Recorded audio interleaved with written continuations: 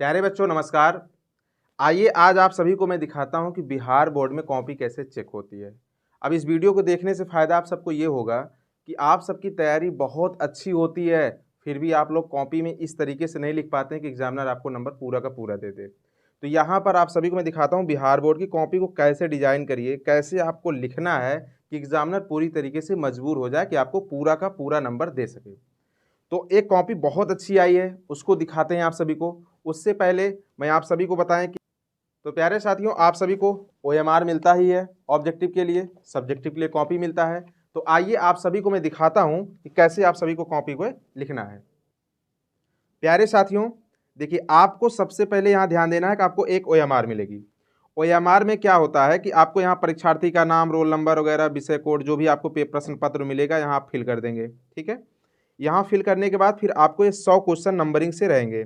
इस 100 क्वेश्चन में आपको ऑब्जेक्टिव मिलेंगे और 100 क्वेश्चन जो ऑब्जेक्टिव होता है इसमें सिर्फ आपको करना होता है 50। हिंदी भाषा का ये जो है पेपर मिला हुआ है, हिंदी भाषा में आपके जो है 50 क्वेश्चन ही जवाब देने होते हैं। अब कोई ज़रूरी नहीं है कि आप 1 से लेकर 50 तक सीरियल से जवाब दे दो, बाकी छोड़ दो, ऐसा नहीं है। जो आपको कॉन्फिडेंस से आता रहेगा वही 50 देना है, चाहे एक के बाद जो है आप 10वां क्वेश्चन करो, कोई दिक्कत नहीं है। लेकिन आपको 1 से लेकर 100 में टोटल 50 करने हैं। बहुत से बच्चे क्या करते हैं, 1 से लेकर जो है लगातार जवाब देते जाते हैं और स्टार्टिंग के क्वेश्चन गलत करते हैं और लास्ट में 50 से ज़्यादा कर जाते हैं। तो एग्जामिनर हमेशा स्टार्टिंग के 50 क्वेश्चन आपके कंसीडर करेगा, बाकी आप भले सही किए रहोगे लेकिन उसको छोड़ देता है एग्जामिनर। तो आपको स्टार्टिंग से 50 वही 50 करने हैं जो आपको फुल कॉन्फिडेंस से आते हों। ऐसा नहीं कि स्टार्टिंग के 50 में आपको जो थोड़ा सा शक है, थोड़ा डाउट है, वो भी आप लगा दिए, बाकी बात का आंसर सही आ रहा है फिर भी उसको जो है आप बाद में कर रहे हो, तो ऐसा नहीं। आपको स्टार्टिंग से 50 आ रहा है बहुत अच्छी बात है, नहीं तो आपको कुल मिला के 1 से लेके 100 तक में 100 में से 50 क्वेश्चन करना है। अब यहाँ पे आपको मैं बताऊँ कैसे तरीका क्या होता है फिल करने का। मान लो पहला क्वेश्चन सी सही है, तो ये ब्लैक पेन यूज़ करना है, माना कि मैं रेड दिखा रहा हूँ, ब्लैक पेन यूज़ करना है, इसको पूरे जो है सर्किल को ऐसे कलर कर देना। अब सी हो गया। मान लो दूसरे का आपको लग रहा है ए सही है तो ए कर देना ऐसे। जो आंसर ऐसे टोटल आपको 50 करना। दोस्त एक बात यहाँ यही ध्यान देना कि स्टार्टिंग के ही 50 जोड़े जाएंगे, जैसे 1 हो गया, 2 हो गया, ऐसे ऐसे जोड़ते 50 जोड़े जाएंगे। ये तो आपका ऑब्जेक्टिव का पार्ट हो गया। अब मैं आप सबको ये सिखाता हूं कि सब्जेक्टिव में कैसे कॉपी को लिखना है, जो सबसे महत्वपूर्ण पार्ट वो माना जाता है। तो यहाँ पर मैं आप सबको सब्जेक्टिव में दिखाता हूँ कि देखिएगा, जैसे ये तो वस्तुनिष्ठ प्रश्न था, अब विषयनिष्ठ में देखिएगा, जैसे आप सबको दिख रहा होगा, ये देखिए खंडबा, ये खंड आ था, अब खंडबा, बिल्कुल खंडबा दिख रहा है, जिसमें से आपका दूसरा क्वेश्चन जो होता है, जो दूसरा क्वेश्चन होता है उसमें 6 निबंध मिलते हैं। 6 निबंध में कोई एक निबंध करने के लिए दिया जाता है। तो 6 निबंध में कोई एक निबंध, जैसे यहाँ पे कोई बच्चा की कॉपी आई है, बहुत सुंदर कॉपी है, शहरी जीवन पर निबंध लिखा है। तो आप पहले एक रूपरेखा बनाओगे। रूपरेखा का मतलब क्या होता है, जैसे देखिए बच्चे ने किया है प्रस्तावना, शहरी जीवन से लाभ, नुकसान, कारण, वरदान, अभिशाप, उपसंहार। तो फर्स्ट और लास्ट हेडिंग तो कॉमन होती है। ये देखिए बच्चे ने कितने अच्छे डिजाइन किया, सीरियल से लिखा हुआ है, ऐसा नहीं है कि यहाँ से एक यहाँ से। इसलिए एग्जामिनर बहुत प्रसन्न होगा ऐसी कॉपी को देखकर और पूरे के पूरे आपको सही करेगा। यहाँ पे प्रस्तावना आपने लिखा है, प्रस्तावना में वही शब्द लिखे जाते हैं जो बिल्कुल सरल शब्दावली में जो उस निबंध के बारे में बात की जाती है, एकदम थोड़ा से लिखना होता है, बहुत बढ़ा चढ़ा के बातें नहीं की जाती हैं। फिर आगे आपने हेडिंग लिखा शहरी जीवन के लाभ। हाँ, एक चीज़ यहाँ पे देखिए कितनी अच्छी कॉपी है, आपको ब्लैक पेन और ब्लू पेन यूज़ करना है, यानी जो है काला और नीला पेन ही यूज़ करना है। और आप काले पेन की जगह पे ब्लैक स्केच भी यूज़ कर सकते हैं, कोई दिक्कत नहीं, लेकिन काले और नीले पेन के अलावा कोई पेन यूज मत करना। रेड पेन तो बिल्कुल भी यूज नहीं करना। और जो इम्पोर्टेंट शब्दावली रहेंगी, जैसे यहाँ पे स्कूलों, कॉलेज, अस्पतालों, ऐसे देखिए अलग अलग पेन से यूज कर दिया। अलग अलग पेन मतलब ब्लू में पूरा आंसर लिखा है और ब्लैक से जो है शब्द को लिख दिया है। तो जो महत्वपूर्ण शब्द हैं, जो हाईलाइटेड शब्द हैं, आपको इस तरीके के शब्द बनाना है। इससे क्या होगा, एग्जामिनर थोड़ा से हाईलाइटेड शब्दों पर ध्यान देता है। फिर क्या होगा कि एग्जामिनर समझेगा कि बच्चे को बहुत अच्छी जानकारी है। फिर शहरी जीवन से नुकसान, है ना। फिर इसी तरीके से देखो यहाँ पे ये भी हेडिंग लिखा कितने अच्छे से। अब यहाँ पे देखना, जहाँ से हेडिंग इंड हो रही है वहीं से दूसरा ये आंसर इसका शुरू हो रहा है, लेकिन दूसरी लाइन से, उसी लाइन से नहीं, दूसरी लाइन से। देखो यहाँ पे देखो दूसरी लाइन से। ये बड़ा अच्छा लिखने का तरीका है। और ये सीरियल ऐसे देखिए, ऐसे ये सीधा ऐसा होना चाहिए, बहुत अच्छा है। और एग्जामिनर आपको पूरी तरीके से नंबर देगा और नंबर इसमें जो है बिल्कुल आपके जो है जितने भी निबंध आपके नंबर होंगे पूरे के पूरे नंबर मिल जाएंगे। फिर अगला जो है प्रश्न होता है दूसरा, जो सप्रसंग सहित व्याख्या करने के लिए आता है। देखिए ये व्याख्या करने का सबसे अच्छा तरीका ये है। जैसे संकेत में आपको क्या लिखना है, पहला शब्द जो स्टार्टिंग में हो, लास्ट में जो शब्द है डॉट डॉट डॉट करके संकेत, इसका मतलब हम संकेत कर रहे हैं कि यही शब्द है। फिर संदर्भ, हम लोग संदर्भ में क्या लिखेंगे, प्रस्तुत पंक्तियां हमारी पाठ्य पुस्तक रामधारी सिंह दिनकर द्वारा रचित पाठ अर्धनारीश्वर से लिया गया। देखो कितने अच्छे से, और जो हाईलाइटेड शब्द है देखो, ये जो है ब्लैक पेन से यूज कर दिया है। आप यहाँ एक काम और कर सकते थे, अंडरलाइन कर सकते थे, रेखांकित कर सकते थे, इससे एग्जामिनर और थोड़ा हाईलाइटेड होता है इस शब्द को देख के। और इससे देखिए प्रसंग, प्रसंग बहुत जरूरी है लिखना। बहुत से बच्चे केवल संदर्भ लिखने के बाद व्याख्या लिखने लगते हैं। प्रसंग लिखोगे तो आपका एग्जामिनर बिल्कुल समझ जाता है बच्चे को पूरा प्रश्न का निचोड़ मालूम है, क्योंकि प्रसंग में ही निचोड़ होता है। व्याख्या तो पूरा आंसर कर ही देते हैं हर बच्चे लगभग, और लेकिन प्रसंग कोई कोई कर पाता है। ये पूरा नंबर सही हो जाएगा। अब देखिए खा भी, ये हालत करना आपको एक ही रहेगा, लेकिन आप देखो यहाँ खा भी किया हुआ है। तो अब खा का मतलब ये कि आपको मैं कॉपी दिखा रहा हूँ, ठीक है, ऐसा नहीं कि आपको पूरा कर देना। आपको जैसे क्वेश्चन में मान लीजिए मिला है कि 2 क्वेश्चन में केवल 1 करना है, तो आपको 2 में केवल 1 करना है। कहीं 6 क्वेश्चन दिया है, 6 में केवल 3 करना है, 3 ही करना है। कोई जरूरी नहीं सीरियल से करना है, मतलब आपको जो आ रहा हो वही करना है। ये आंसर ऐसे हो जाएगा। अब इसी तरीके से हम लोग चलते हैं, देखिएगा ऐसे पत्र आपको मिलेगा। पत्र लिखने के लिए पत्र आपको 2 मिलेगा कॉपी में, 2 में कोई 1 करना होगा, ठीक है ना। प्रश्न पत्र में 2 पत्र मिलेगा जिसमें से 1 करना होता है। जैसे यहाँ आवेदन पत्र किया गया है प्रधान संपादक, ठीक है, कानून व्यवस्था की बिगड़ती हुई स्थिति पर लिखा है विषय।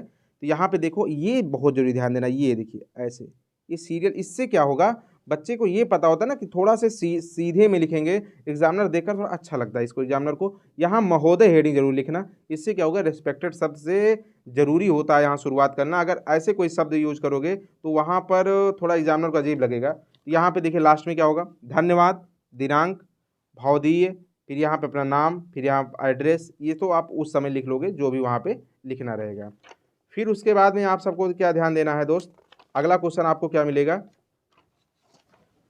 ये देखिए क्वेश्चन नंबर 4, जो छोटे छोटे क्वेश्चन होते हैं जिसमें 5 जवाब देने होते हैं, 10 क्वेश्चन दिया रहता है, 5 जवाब सिर्फ देना है। जैसे आप देखिए प्रश्नोत्तर नंबर ऐसे डालना, प्रश्नोत्तर नंबर 4 का 1, मान ली 4 का 1 आंसर दे रहे हो, 4 का 1, 4 का 1 देखें, सूबेदार की अंग्रेज सरकार के से बहादुरी, है ना, ऐसे 4 का 2, 4 का 3, ऐसे हर क्वेश्चन का। बहुत से बच्चे ऐसे हेडिंग लिख देंगे, ऐसे 3 2, फिर ऐसे आंसर लिखने लगते हैं। अगर इस तरीके से आप हेडिंग डाल आंसर लिखेंगे तो एग्जामिनर बहुत प्रसन्न होगा, और ये नंबर आपको भी यहाँ से भी पूरा मिल जाएगा। 5 क्वेश्चन ये हो जाएगा। उसके बाद फिर अगला क्वेश्चन देखिएगा, क्वेश्चन नंबर 5, यहाँ सारांश लिखने के लिए आएगा। देखो ये सारांश लिखने के लिए देता है, जैसे जूठन पाठ का सारांश है, तो जूठन पाठ का सारांश आपको लिखना है। तो सारांश कैसे लिखेंगे, जो उसके भाव को अगर जान रहे हैं। जूठन जैसे आपको पता है ओम प्रकाश वाल्मीकि जी का एक चैप्टर है, ये देखो लिखा भी है, ओम प्रकाश वाल्मीकि जी इसके राइटर हैं।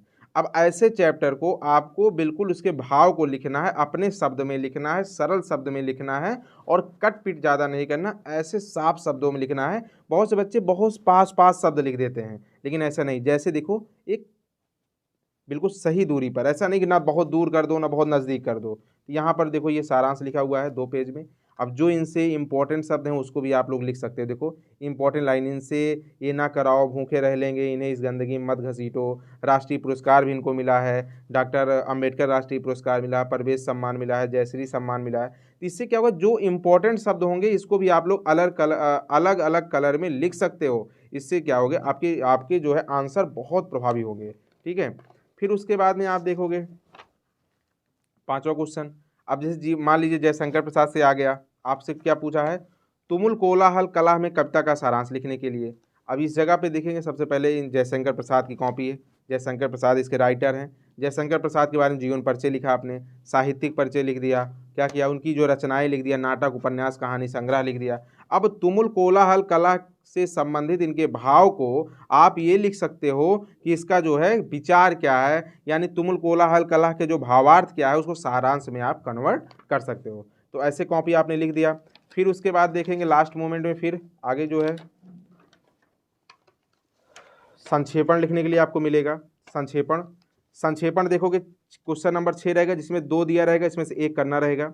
जैसे आप देख रहे हो प्रेमचंद्र जी की जो है पूछा है, इसमें जो है संक्षेपण लिखने के लिए सबसे पहले संकेत जरूरी है लिखना। संकेत हेडिंग लिखे, संकेत में क्या लिखोगे, गद्यांश का पहला शब्द, दूसरा शब्द और लास्ट का जो है शब्द डॉट डॉट डॉट बीच में कर देना। ये संकेत हो जाएगा कि हम इतने का जवाब देने चल रहे हैं। इसका शीर्षक क्या होता है? शीर्षक में जैसे वो आप पूरे गद्यांश को पढ़ना, जो शब्द बार बार रिपीट हुआ रहेगा या जो शब्द हाईलाइटेड रहेगा या जिस शब्द पर ज़्यादा फोर्स किया जाएगा, जिस शब्द पर ज़्यादा दबाव दिया जाएगा, जिस शब्द पर ज़्यादा चर्चा की जाएगी, जो उसमें महत्व दिखेगा, वही आपका शीर्षक होगा। जो बच्चे यहाँ बहुत परेशान होते हैं शीर्षक निकालने में, लेकिन उसको बार बार ध्यान से थोड़ा पढ़ोगे, कंसंट्रेट होकर पढ़ोगे तो अपने आप शीर्षक समझ में आ जाएगा। शीर्षक बहुत छोटा सा होता है, शीर्षक बड़ा न मत लिखना, एक मैक्सिमम एक लाइन शीर्षक का होता है, आधी लाइन हो तब भी अच्छा है। तो ये आपका शीर्षक होगा। संक्षेपण आपको पता है, अगर 90 शब्द दिए गए हैं तो उसको 3 कर दोगे, 30 आ जाएगा, यानी जो है बटे 3, जितने शब्द दिए रहेंगे उसके बटे 3 करोगे, जितने शब्द होंगे उसी के नियर अबाउट आपको शब्द में संक्षेपण लिख देना है। मतलब उससे आपको ध्यान देना है, बहुत 30 एकदम एग्जैक्ट जरूरी नहीं है, 28 भी हो सकता है, 32 भी हो सकता है। कहने का मतलब उसमें जो है आप उसके लपेटे में लगभग 3/3 के हिसाब से, बहुत बड़ा भी नहीं लिखना है, अपने शब्दावली में संक्षेपण आप सभी लोग लिख सकते हो। अब एग्जामिनर ऐसी कॉपी को देखकर बिल्कुल मजबूर होगा और लास्ट मोमेंट भी क्या करेगा, आपको पूरे के पूरे नंबर देगा 100 में 100, और एग्जामिनर पूरी तरीके से आप पर इतना प्रसन्न होगा। और आप जो है ऐसी कॉपी, हिंदी में अगर आप इतना अच्छा नंबर उठाए हैं तो ऐसे हर सब्जेक्ट में उठाएंगे। कॉपी लिखने की स्टाइल, फॉन्ट आप सबका अगर ऐसे है तो आप ऐसे लगातार हर सब्जेक्ट में ऐसे नंबर अगर पाएंगे तो अंत में आप क्या करेंगे, स्टेट टॉपर बनेंगे। तो प्यारे साथियों, आप सब लोग को मैं कॉपी लिखना बताया हूँ। अब यहाँ पे जो है, तो प्यारे साथियों मैंने आपको दिखाया कॉपी को कैसे चेक होती है। अब देखिए, अब इस तरीके की कॉपी आपको लिखना है, अच्छे से लिख के आना है। और आप सभी को मैंने बताया OMR को कैसे डिजाइन करना है, OMR कैसे फिल करना है। आपको ये भी बताया कि 100 में हिंदी भाषा में 100 क्वेश्चन ऑब्जेक्टिव आएंगे, जिसमें से करना सिर्फ 50 है। कोई ज़रूरी नहीं सीरियल से करना है, जहाँ से आपको आता हो टोटल 50 कर देना है बस।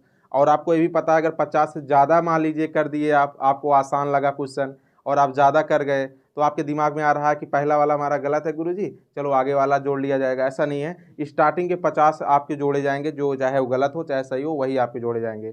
इस चीज़ को भी ध्यान दीजिएगा। बच्चे की बहुत गलती ऐसी भी हो जाती है, पहली बार देने जाते हैं बोर्ड एग्जाम, तो आप इस सब बातों को ध्यान दीजिएगा। और मेरा पूरा विद्याकुल परिवार और मैं भी आप सभी से यही उम्मीद करता हूं कि मेरे सभी बच्चे टॉप करेंगे, आप बहुत अच्छा नंबर लेके आओगे।